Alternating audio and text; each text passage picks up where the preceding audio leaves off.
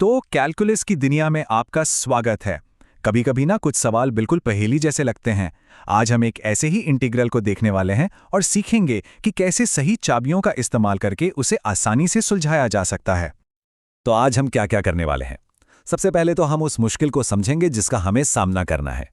फिर अपने tool kit के लिए कुछ ज़रूरी फॉर्मूले इकट्ठा करेंगे, उन्हें इस्तेमाल करने की तकनीक सीखेंगे, एक असल समस्या को मिलकर हल करेंगे और आखिर में देखेंगे कि ये सब जानना असल दुनिया में कितना काम आता है। तो चलिए शुरू करते हैं। आखिर वो कौन सी रुकावट है जो हमें अक्सर रोक देती है? जरा इसे करीब से देखते हैं। हाँ, तो सवाल ये है, इस तरह का इंटीग्रल, इसे कैसे हल करें? देखने में तो ये एक पहेली ही लगता है ना, क्योंकि जो हमारे नॉर्मल इंटीग्रेशन के नियम हैं, वो यहाँ सीधे सीधे काम नहीं करते। हमें एक नए नजरिए की, एक नई टेक्निक की जरूरत है। लेकिन इसका मतलब ये नहीं कि यहाँ रास्ता बंद हो गया। बिल्कुल नहीं। असल में ये एक मौका है एक खास चीज सीखने का, और वो है पैटर्न को पहचानना। अगर हम सही पैटर्न पकड़ लें तो समझो ताला खुल गया। ठीक है, तो अब समाधान की तरफ बढ़ते हैं।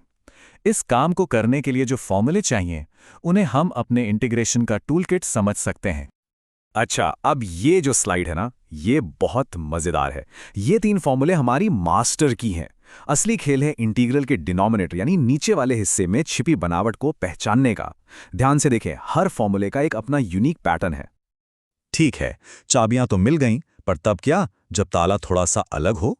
मतलब असल जिंदगी की जो समस्याएं होती हैं, वो हमेशा इन फॉर्मूलों से बिल्कुल मैच नहीं करती, और बस यहीं पर हमें एक स्मार्ट सी टेक्निक की जरूरत पड़ती है।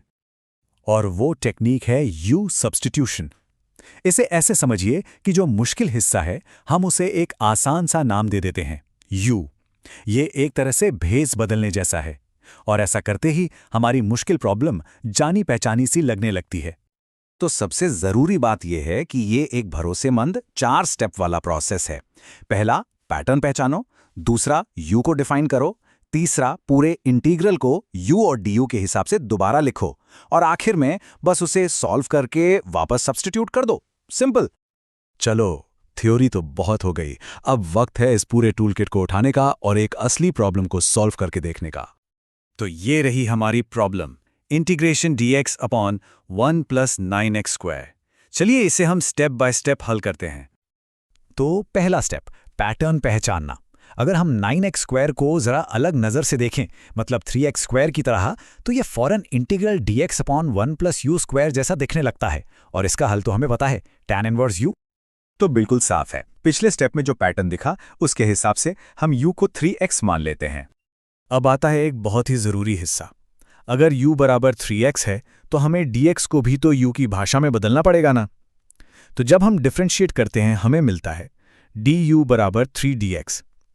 इसका मतलब dx हुआ 1/3 du। इस स्टेप को कभी नहीं भूलना है, यही पूरी प्रोसेस की जान है। और देखिए, ये सब्स्टिट्यूशन की ताकत को कितनी खूबसूरती से दिखाता है। अब हमारा जो इंटीग्रल है, वो पूरी तरह u में बदल चुका है और हमारे स्टैंडर्ड फॉर्मूले से बिल्कुल मैच कर रहा है। अब क्योंकि ये स्टैंडर्ड फॉर्मूले जैसा ही है, तो इसे इंटीग्रेट करना बहुत आसान है। हमें मिलता है 1/3 tan इनवर्स u + c। और अब बस आखिरी काम, हम u का भेष हटाकर उसकी असली पहचान यानी 3x वापस रख देते हैं। और ये रहा हमारा फाइनल जवाब, हमारे ओरिजिनल वेरिएबल x में 1/3 tan इनवर्स 3x + c। तो हमने ये तो देख लिया कि इसे कैसे करना है, पर अब समझते हैं कि ये क्यों इतना जरूरी है।